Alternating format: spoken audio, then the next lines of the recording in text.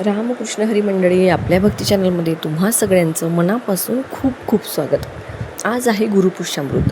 आपल्या घरात माता लक्ष्मी स्थिर होण्यासाठी गुरुपुष्यामृत योगावर विशिष्ट पूजा, मंत्र, साधना, लक्ष्मीकारक उपाय केले जातात. तर आज आहे गुरुपुष्यामृत योग. तर मुहूर्त काय, घरामध्ये पूजा कशी करावी, लक्ष्मीकारक उपाय कोणते, गुरुस्वामी महाराज यांची कोणती सेवा करावी, अशी संपूर्ण माहिती आपण आजच्या व्हिडिओमध्ये बघणार आहोत.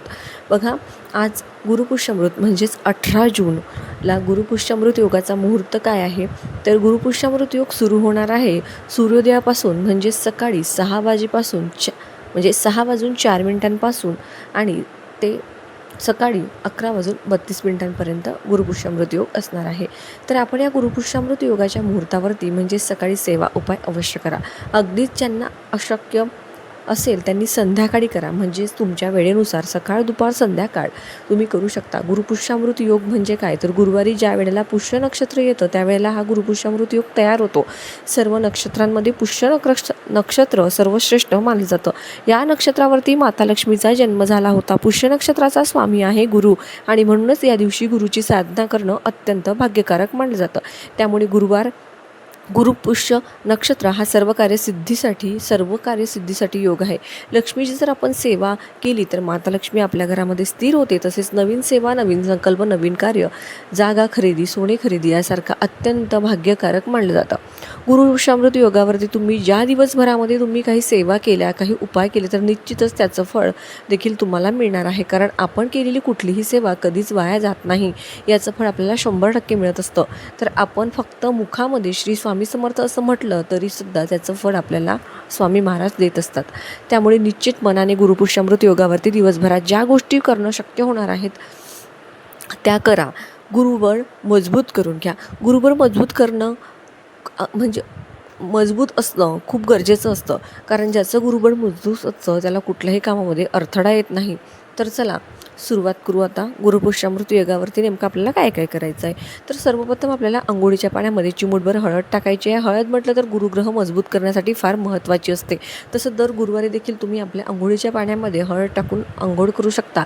त्याचबरोबर तुम्ही प्रत्येक गुरुपुष्यामृतला देखील हे करायचंच असतं. या व्यतिरिक्त आपल्याला जर कोणाची दृष्टी लागली असेल तर ती निघून जाण्यासाठी देखील मदत होते असं. त्यामुळे प्रत्येक गुरुवारी आपल्याला काम करायचं आहे, किंवा मग गुरुपुष्यामृत तुम्हाला जमेल त्या पद्धतीने तुम्ही करायचं आहे.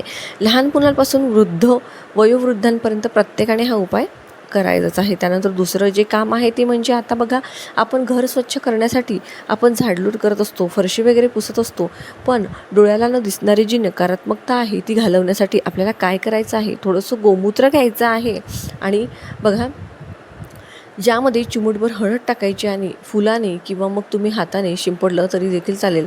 तुम्ही संपूर्ण घरामध्ये अशा प्रकारे हळद आणि गोमूत्राचं पाणी हे शिंपडायचं आहे. आता सकाळी जर तुमचं आवरून झालेलं असेल तर तुम्ही दुपारच्या वेळेला किंवा संध्याकाळच्या वेळेला देखील असं शिंपडू शकता, म्हणजे संध्याकाळी दिवे लागण्याच्या आधी म्हणते त्यानंतर आपल्या उंबरठ्यावर हळदीचं लेपन करायचं आहे, जे की दर गुरुवारी आपण करतच असतो. हळदीचं लेपन केल्यानंतर आपल्या उंबरठ्याची पूजा करायची आहे. मुख्य दरवाजा देखील पुसून घ्यायचा आहे, त्यावर शुभ लाभ लिहायचा आहे. आता हे सगळं जे काही आहे ते आपले दर गुरुवारचीच कामं आहेत, त्यामध्ये काही वेगळं नाही आहे. आपण दर गुरुवारीच करायचं असतं. तर बघा, आपल्याला त्यानंतर आता समजा सकाळी जर तुम्हाला हळदीचं लेपन जमलं नाही तर तुम्ही संध्याकाळी दिवे लावण्याच्या आधी देखील करू शकता.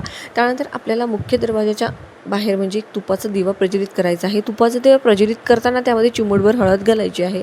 नक्कीच गुरुबळ मजबूत तर होणारच आहे, पण माता लक्ष्मी देखील आपल्यावर प्रसन्न होणार आहे. आता हा दिवे कुठे लावायचा, तर बघा, मुख्य दरवाजाच्या उजव्या बाजूला लावायचा आहे. जेव्हा आपण घरामध्ये प्रवेश करतो ना, तशा पद्धतीने दरवाजाकडे तोंड करून उभं राहायचा. आपली जी उजवी बाजू येईल त्या बाजूला तो दिवा लावायचा आहे. जोपर्यंत पेटता राहील तोपर्यंत राहू द्या. दिवा म्हणजे काय, साधी मातीची पंटी घेतली तरी चालेल, मात्र ती घासून पुसून स्वच्छ करून घ्या. त्यामध्ये शुद्ध गाईचं तूप टाका आणि चिमूटभर हळद टाका आणि एक कापसाची वात लावा. त्यानंतर आपल्याला सूर्याला अर्घ्य द्यायचं आहे. सूर्याला रोजही अर्घ्य दिलं जातं, पण तुम्ही देत नसाल तर कमीत कमी गुरुपुष्यामृतच्या दिवशी तरी सूर्याला तुम्ही तांब्याभर स्वच्छ पाणी घ्यायचं आणि त्यामध्ये हळदी कुंकू टाकायचं. अशा पद्धतीने सूर्याला तुम्ही रोजच अर्घ्य दिलं पाहिजे. त्यानंतर आपल्याला आपल्या घरामध्ये स्वस्तिक काढायचं आहे. थोडंसं गाईचं तूप घ्यायचं आहे, त्यामध्ये चिमूटभर हळद टाकायची आहे. कुंकू टाकलं तरी देखील चालेल. कुंकू आणि हळद हे दोन्ही गोष्टी आपल्याला तुपामध्ये टाकायच्या आहेत आणि त्याने आपल्याला स्वस्तिक बनवायचं आहे. तर कुठे कुठे तर मुख्य दरवाजावर एक, त्यानंतर तुळशी मातेजवळ एक, त्यानंतर आपल्या गॅसची शेगडी असते ना, त्या शेगडीवरती किंवा तिथे जर टाईल्स वगैरे असेल तर त्यावरती तुम्ही देखील ते स्वस्तिक बनवायचं आहे. आता बघा साईडला 2 रेषा आवर्जून काढायच्या आहेत. मनोभावे आपल्या घरामधलं वातावरण मंगलमय होण्यासाठी प्रार्थना करायची आहे, कारण स्वस्तिक म्हटलं तर मंगल्याचं प्रतीक आहे. स्वस्तिक काढल्याने आपल्याला देखील खूप प्रसन्न वाटतं. त्यामुळे हे शुभचिन्ह आपल्या मुख्य दरवाजावर आणि आपल्या किचन ओट्यावर तुळशी मातेजवळ आवर्जून तुम्हाला काढायचंच आहे. तिजोरीवर काढलं तरी देखील चालणार आहे. त्यानंतर आपल्या देवघराजवळ देखील एक तुपाचा दिवा लावायचा आहे. शक्यतो त्या दिव्यामध्ये लाल रंगाची वात लावायची आहे. प्रयत्न करा बघा, लाल रंगाचा जो कलावा असतो त्या कलाव्याची वात आपल्याला लावायची आहे. कारण जेव्हा आपण लक्ष्मी प्राप्तीचा सेवा करतो तेव्हा कापसाची वात बनवण्यापेक्षा जर लाल रंगाच्या धाग्याची आपण अशी वात बनवली तर निश्चितच लक्ष्मी मातेची कृपा आपल्यावर होण्यासाठी मदत होते. बघा, तुमच्याकडे नसेलच तर मग कापूस घेतला आणि त्याला थोडंसं कुंकू लावलं तरी देखील चालणार आहे. आता पण कलावा आणण्याचा प्रयत्न करा. अगदीच वेळेवर बघत असाल तर आपल्या साध्या कापसाच्या वातेला कुंकू लावून देखील तुम्ही त्याची लाल वात करून लावू शकता. त्यानंतर तुमची जी काही रोजची देवपूजा आहे ती तुम्हाला करून घ्यायची आहे.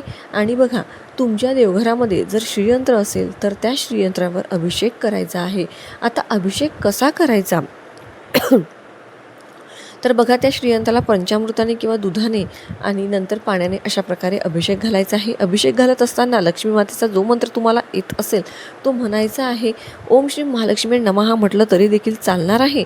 अशा प्रकारे या यंत्राला अभिषेक घालून झाल्यानंतर ते पुन्हा एकदा पाण्याने स्वच्छ करायचं आहे आणि पुसून प्लेटमध्ये घ्यायचं. त्यानंतर प्लेटमध्ये ठेवायचं. प्लेटमध्ये ठेवल्यानंतर त्याची छानपैकी पूजा करायची. हळदी कुंकू अर्पण करायचं. फूल असेल तर ते अर्पण करायचं. धूप दीप उदबत्ती सगळं काही श्रीयंत्राला ओवाळायचं आहे. आणि त्यानंतर आपल्याला त्या श्रीयंत्रावर कुंकुमार्चन करायचं आहे. कुंकुमार्चन करताना 16 वेळेस आपल्याला श्रीसूक्त म्हणायचं आहे. जर 16 वेळेस श्रीसूक्त म्हणणं शक्य नसेल तर बघा, 16 वेळेस विष्णू गायत्री म्हणणं, म्हणजे त्यानंतर 16 वेळेस लक्ष्मी गायत्री मंत्र, ओम महालक्ष्मीचे विद्महे विष्णुपत्नीचे धीमहि तन्नो लक्ष्मी प्रचोदयात असं, किंवा मग तुम्ही 16 वेळेस कुबेर मंत्र, त्याचबरोबर व्यंकटेश स्तोत्र ह्या सेवा तुम्ही श्रीयंत्रावर करू शकता. निश्चितच आर्थिक अडचणी सुटण्यास 100% मदत होते. बघा, जेव्हा आपण लक्ष्मी माता आणि भगवान विष्णू यांची एकत्रितरित्या सेवा करतो ना, तेव्हा आपल्या संसाराला त्यांचा आशीर्वाद प्राप्त होत असतो. आपल्या आयुष्यातील आर्थिक अडचणी, सांसारिक अडचणी सुटण्यास मदत होत असते. जिथे बघा पतीची सेवा केली जाते तिथे पत्नी खुश होते. श्रीयंत्राची जर ही सेवा केली तर भगवान विष्णू आणि माता लक्ष्मी आपल्यावर प्रसन्न होत असतात. त्यामुळे ही सेवा तुम्ही आवर्जून करून बघा. तुम्ही संध्याकाळच्या वेळेला केली तरी देखील चालणार आहे. तुम्हाला विष्णू सहस्त्रनामाचं देखील पठण करायचं आहे किंवा ते श्रवण देखील तुम्ही करू शकता. त्यानंतर सगळी पूजाविधी करून झाल्यानंतर आपल्याला आपल्या देवांसाठी नैवेद्य ठेवायचा आहे. जर नैवेद्य दाखवत असताना शक्यतो सफेद रंगाची मिठाई ठेवण्याचा प्रयत्न करा किंवा पिवळ्या रंगाची मिठाई ठेवण्याचा प्रयत्न करा. आता मिठाई बाजारातून आणायची हवी असेल असं नाही. तुम्ही सफेद रंगाची घरामध्ये खीरही बनवू शकता किंवा बेसनाचे लाडू देखील बनवू शकता. यापैकी तुम्ही काहीही नैवेद्य ठेवू शकता. नाही काही जमलं तर साधा केळाचा नैवेद्य म्हणजेच बनाना तुम्ही ठेवू शकता. त्यांना दूध साखरेचा नैवेद्य दाखवला तरी देखील ते प्रसन्न होतात. बघा, मग अशा काही तिथींना जर आपण वेगळा नैवेद्य दाखवण्याचा प्रयत्न करा, आपल्याला देखील एक प्रकारचं समाधान लाभतं असतं. कुठेतरी आपल्याला देखील प्रसन्न वाटत असतं. म्हणून नक्कीच या गोष्टींचा समावेश आपल्याला करायचा आहे. माता लक्ष्मी, भगवान विष्णूंचा आशीर्वाद आपल्याला प्राप्त करून घ्यायचा आहे. त्यानंतर गुरुवार म्हटलं तर आपण तुळशीला थोडंसं कच्चं दूध अर्पण करत असतो. आणि बघा, आर्थिक अडचण सुटण्यासाठी दर गुरुवारी तुळशी मातेला थोडंसं कच्चं गाईचं दूध अर्पण करायचं. आपल्या समस्या सुटण्यासाठी मदत होते. याच गुरुवारी नाही, प्रत्येक गुरुवारी करून बघा. थोडंसं 2 चमचे, जास्त नाही. तुळशी मातेला कच्चं दूध अर्पण केल्यानंतर आपल्याला त्या ठिकाणी ओम नमो भगवते वासुदेवाय नमः हा मंत्र 11 वेळेस का होईना कमीत कमी म्हणायचा आहे. आता तुळशीला गुरुवारी हळद देखील अर्पण केली जाते. पण हळदीच्या बाबतीत सांगायचं झालं तर आजकाल बाजारात डुप्लिकेट हळद मिळत आहे. त्यामुळे समजा तुमची नॅचरल हळद नसेल किंवा त्यामध्ये काही केमिकल मिक्स असेल तर त्यामुळे तुमची तुळस चुकू शकते किंवा तुळशीला हानी पोचू शकते. जर तुम्ही खात्री नसेल तर तुमच्या हळदीबाबत, जर तुमची हळद चांगली असेल तरच तुम्ही ती हळद तुळशी मातेला अर्पण करावं, नका करू. घरी बनवलेली हळद असेल तरच तुम्ही खात्री असते. तर बघा, भगवान विष्णू आपल्यावर प्रसन्न होतात असं हळद तुळशीला अर्पण केल्याने असं म्हणतात. तसंच तुळशीच्या बाबतीत सांगायचं झालं तर कुंकू देखील आजकाल बाजारामध्ये नॅचरल मिळत नाही. जर तुम्हाला कुंकू घ्यायचं असेल तर त्या हळदीचंच कुंकू घ्यायचं, जेणेकरून त्यामध्ये काहीही केमिकल कलर वगैरे नसतो आणि त्यामुळे आपली तुळस देखील सुकणार नाही. आता बऱ्याच जणांना हा प्रश्न असतो की मुलांच्या विवाह ठरत नाही. काही जणांचा नोकरीचा प्रश्न असतो. कुठलीही एखादी समस्या असेल आपल्या जीवनातील, आपल्याला वाटत असेल की याचं लवकरात लवकर निवारण व्हावं, तर गुरुपुष्यामृत योगावरती स्वामी समर्थ महाराज स्वामीचरित्र सारामृत या ग्रंथाचं एक पारायण गुरुपुष्यामृत योगावरती अवश्य करा.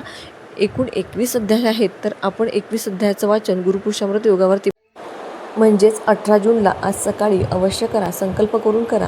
आपला जो प्रश्न असेल तो महाराजांना बोलवून दाखवा आणि त्यासाठी मी हे पारायण करत आहे, माझ्याकडून हे सेवा करून घ्या, अशा पद्धतीने संकल्प करा आणि एक पाठ स्वामीचरित्राचा करा किंवा तुम्ही या दिवसापासून गुरुचरित्र पारायण देखील सुरुवात करू शकता. अशा प्रकारे आपल्याला गुरुपुष्यामृत योगावरती काय सेवा, काय उपाय करायचे आहेत ते मी तुम्हाला सांगण्याचा प्रयत्न केलेला आहे.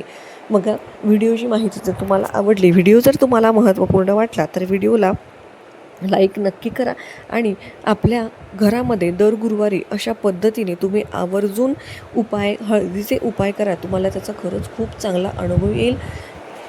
व्हिडिओ जर तुम्हाला आवडला, महत्त्वपूर्ण वाटला, तर व्हिडिओला लाईक नक्की करा.